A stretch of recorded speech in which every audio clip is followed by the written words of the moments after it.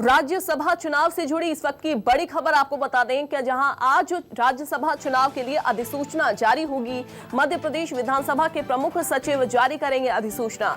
मध्य प्रदेश की 3 सीटों पर राज्यसभा चुनाव होना है। निर्वाचन आयोग 31 मई तक नामांकन पत्र स्वीकार भी करेगा। 3 जून तक नाम वापस लिए जा सकते हैं। वहीं 10 जून को राज्यसभा सीट के लिए चुनाव होना है। फिलहाल 2 सीट बीजेपी और 1 सीट कांग्रेस के पास है। कई बड़े नामों को लेकर दोनों ही पार्टियों से चर्चा है। तो आपको बता दें कि कई नाम जो है वो सामने आ सकते हैं, लेकिन नामांकन कौन दाखिल करता है, हालांकि ये पता लग जाएगा, क्योंकि आपको बताएं कि अधिसूचना जारी की जाएगी। कई बड़े नामों को लेकर दोनों ही पार्टियों से चर्चा की जाएगी।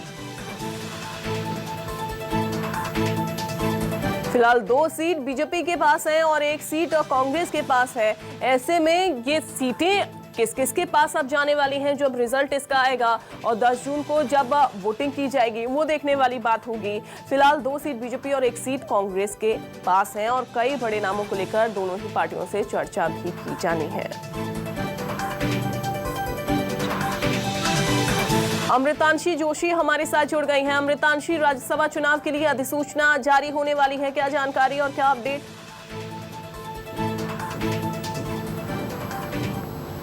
अंजलि, मैं आपको बताना चाहती हूं कि आज राज्यसभा को लेकर अधिसूचना जारी हो जाएगी और जिसके बाद जो है नामांकन पत्र दाखिल करने की जो प्रक्रिया है वो पूरी तरीके से शुरू हो जाएगी। फिलहाल अगर मध्य प्रदेश की बात करें तो मध्य प्रदेश में 3 राज्यसभा सीटें हैं जिन पर चुनाव होने हैं। फिलहाल अगर हम बात करें तो 29 जून को मध्य प्रदेश की बीजेपी की जो 2 सीट हैं उसका कार्यकाल खत्म होने वाला है और फिलहाल 2 सीट बीजेपी, 1 सीट कांग्रेस के पास है। बीजेपी से MJ अकबर और संपत्तिया उइके जो 2 सीटों पर हैं वो अभी राज्यसभा सांसद है और विवेक कांग्रेस से सांसद है। तीनों ही सीटों का कार्यकाल खत्म होगा और तीनों सीटों के लिए मैं लगातार आपको बता रही हूँ यहाँ पर दावेदारी बनी है और कांग्रेस से भी बड़े नाम सामने आ रहे हैं, वही बीजेपी से भी बड़े नाम सामने आ रहे हैं। ये प्रक्रिया शुरू होगी और 1 जून तक नामांकन दाखिल कर सकते हैं जितनी भी राज्यसभा सांसद के लिए जो लोग हैं वो नामांकन दाखिल करना चाहते हैं।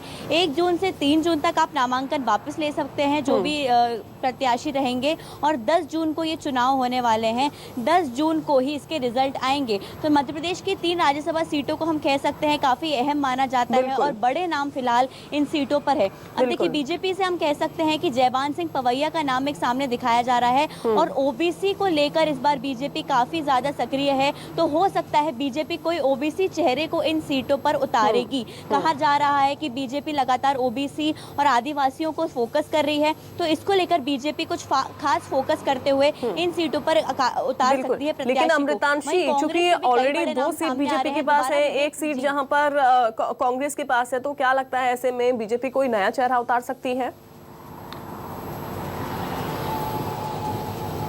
देखिए, जाहिर सी बात है बीजेपी जरूर एक नया चेहरा उतार सकती है क्योंकि राज्यसभा का कार्यकाल हम जैसा कि जानते हैं 6 साल का होता है और राज्यसभा की सीट सभी पार्टियों के लिए काफी ज्यादा अहम मानी जाती है। इसमें बीजेपी खास कोई चेहरा उतार सकती है तो वह आदिवासी या ओबीसी चेहरा हो सकता है। फिलहाल MJ अकबर और संपत्तिया उइके इनके चेहरे हैं, लेकिन अब हम कह सकते हैं बड़े चेहरे जैसे कि जयभान सिंह पवैया, मैंने आपको बताया एक चेहरा सूत्रों के मुताबिक पता चला है कि एक चेहरा ये भी हो सकता है कि जयभान सिंह पवैया को राज्यसभा सीट का प्रत्याशी बनाया जा सके। वहीं कांग्रेस में भी कई लोगों के बीच में और बीजेपी में भी कई नाम है, उमा भारती का नाम भी इसमें शामिल है।